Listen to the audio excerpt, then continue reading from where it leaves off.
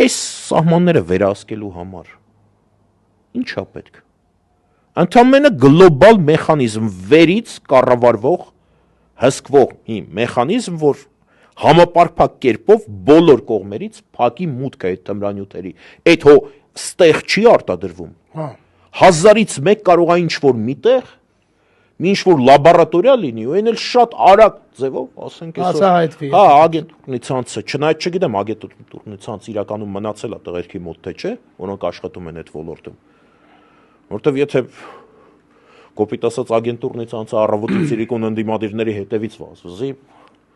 բնականաբար գլոբալ խնդիրներին չի մնա, բայց ինչևից է, կարծում եմ կան այդ մարդիկ։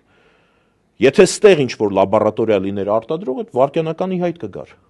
Այսինքն դրսից է գալիս, չէ՞։ Ու այս